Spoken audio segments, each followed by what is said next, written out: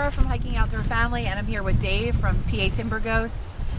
So we're just sitting here talking about YouTube, and one of the questions was, what camera do I use?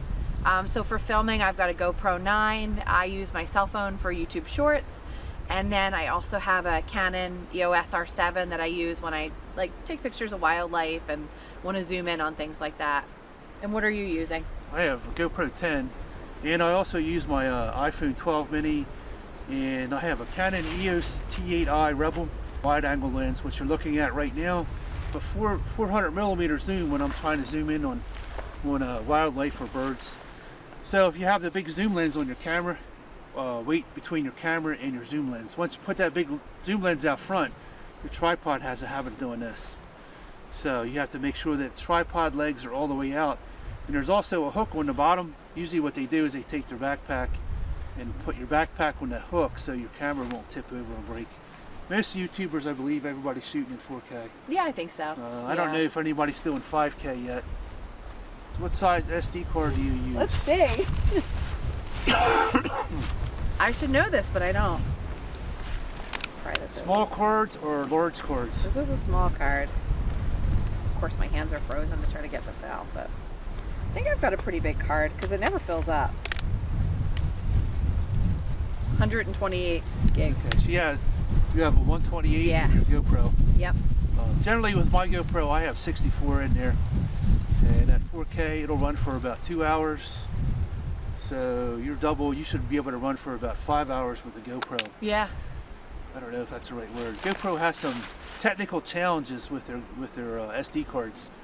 So the problem is if you have a 128 gigabyte card, micro SD in your GoPro, and you put it in there and you've been filming all day, now your GoPro is overheating because it's very warm or it's very cold, and the GoPro decides to reformat your card. You just lost 4 hours of video that you probably cannot replace.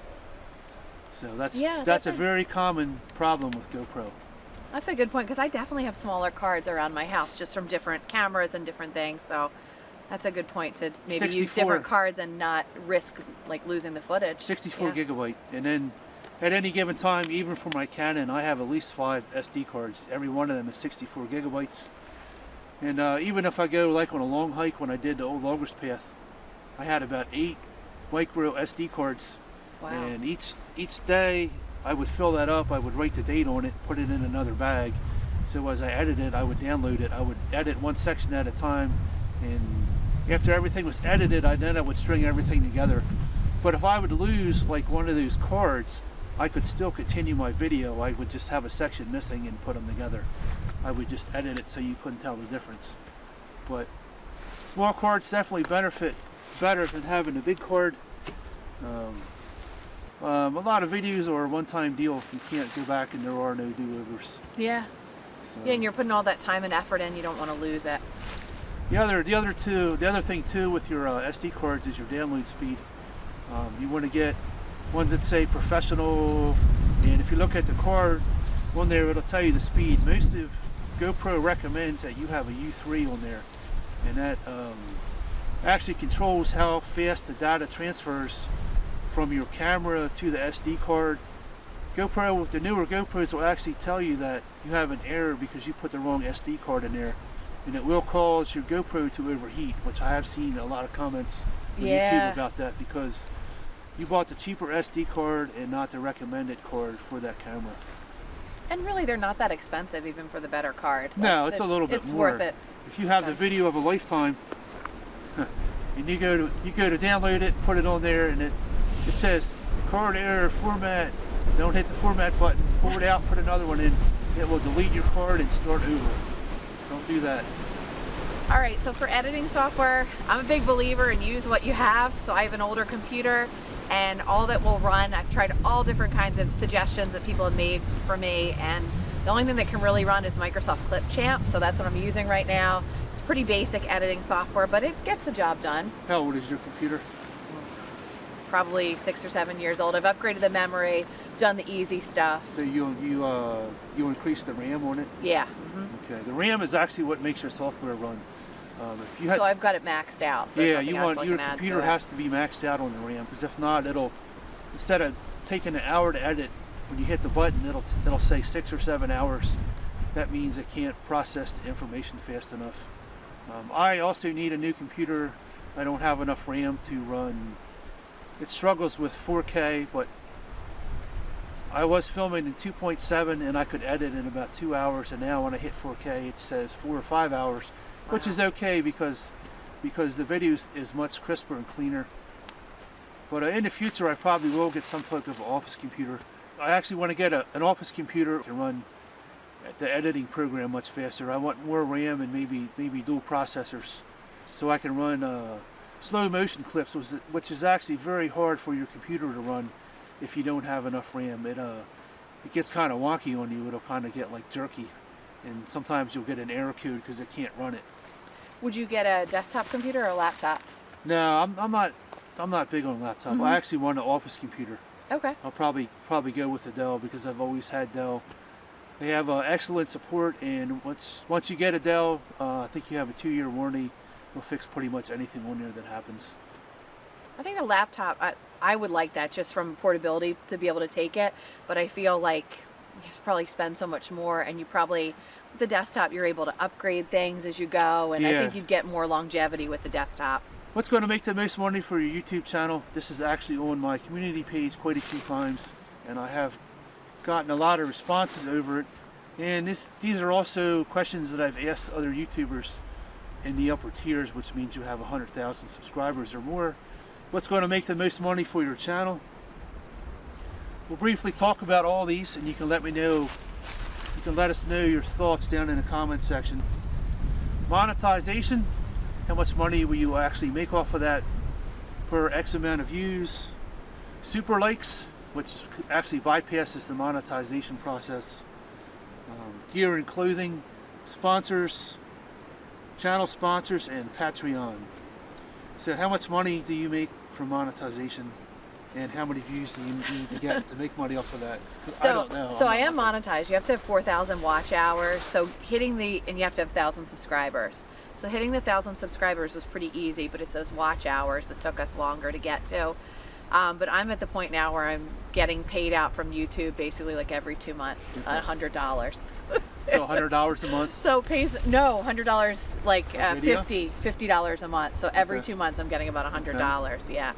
So you're not going to get rich off this, but does pays a little gas money to drive around to all the places I like to hike and go to. My misconception when I started a YouTube channel, this is great. I can buy all kinds of new equipment with this, and it's not actually happening. It's not going to happen. So there's one myth busted. Yeah. Second source of income would be super likes. Fortunately, I don't have any super likes because I'm not monetized, but how much money could you possibly make over super likes? I have one super like. You have one? Yeah, Okay. I made 99 cents. Well, there's one. You got one. I got one. I think you get more of them if you do lives, and I don't really go live that much. Like people can do a live vlog. Yeah. Okay. That just doesn't fit. I did it for a couple months, but then like my house is always noisy, kids coming in and out, so it just isn't great. Who's one of your famous YouTubers that you watch live vlogs that we know? Darcy's Hiking Diaries does a lot of live stuff, so I'll watch that sometimes. Who else does lives? Tony. Yeah, Tony does lives. Yeah. I watch Tony a lot. Random Adventures 2.0. I watch his vlog. I used to watch JP videos, but he stopped doing that. It's a lot harder when you're on live to try to because sometimes people don't come in right away and you have to keep talking, and really puts the pressure on you. I don't know if I'm up for that or not. You can try it though. You have no control over what's going to happen. Yeah, definitely. It's kind of, you just got to kind of brave the elements there. Yeah. Channel sponsors. At some point in time, you will get some channel sponsors that want to send you some gear, and you can review it. So, what kind of money can you make from channel sponsors? It all depends. So with a lot of the affiliate programs, you're making like 5 or 10% off sales. So like my biggest affiliate thing that I do is the kayaks, the folding kayaks. A lot of people have bought those and like them through my channel, and that's where primarily most of my money that I'm earning off the channel comes from, through the affiliate deals, people shopping through my links and things like that. So yeah, Patreon. So that pays more than YouTube, in my opinion. So out of everything we talked about so far, Channel sponsors is probably where most of your money's going to Yeah. come from. The last thing I'm going to talk about would be Patreon. Yeah, so I didn't do that. I set up the YouTube channel membership, which in hindsight, if you're a YouTuber and you're going to do that, you probably want to go with the Patreon because they have less fees, or YouTube takes a higher percentage. But right now I have 5 channel members, which still like blows my mind. I can't believe that somebody would would become a channel member, but they did, which is great. What percentage of money does YouTube take when you get monetized? Well, on channel memberships, there's like I have mine set at $1.99 a month to become a channel member, and then they take a certain percentage. So I think I'm getting maybe like $1.50. They take a pretty good chunk of the channel memberships. 30%. Yeah. Patreon, I believe from researching that, I think Patreon takes 30% too. Okay. Oh, so maybe it's similar. Yeah, so both of them are going to take a chunk. And if you have merch, on your channel too, they're also going to take a bite out of that. So if you sell something for $20, you may only see a few dollars from that. Yeah, I never did merch on my channel, but I see a lot of people have that. They have a lot of stuff on there. Some of the Alaska shows that I watch, they actually buy their own merchandise, and they actually make their own T-shirts and ship their own product. Oh wow. And I believe that you'll get about an 80% profit if you do everything yourself. But once you get to a certain point, you're going to have somebody start to edit your channels and run the channel because you'll no longer be able to. Yeah. I'm not sure how many subscribers you would have to have for that. I would just throw a number out there, and I would say 100,000. When you hit 100,000, your channel's probably really going to take off. And that's when you'll start really seeing a lot of growth and a lot of money coming into the channel where you'll actually need some help. Yeah, and you probably could afford to hire help at that point. A lot of us are just weekend warriors. We don't really have anybody supporting our channel. We're editing everything, so we have to shoot the video, edit the video, and there's a lot that goes into editing a video and putting it up on the channel.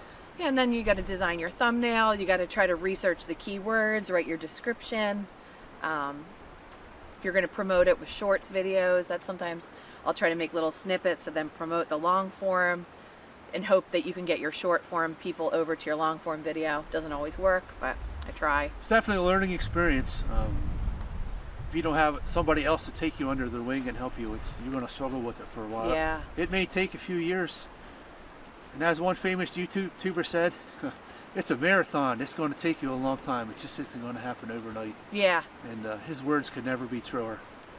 And I think you don't get into it for the money. No, it's not. It's you get into it for the fun, it's and fun. Yeah, that should be your number one reason, because you have to have something to motivate you. You want it to be fun. That's all I got. Close it out. Okay, yeah. Good. All right, well, thanks for sitting here and chatting with Dave and I from PA Timber Ghost, and I'm Sarah from Hiking Outdoor Family. Have a great day, everybody. See you later. See you on the next video. Give this video a like. Bye.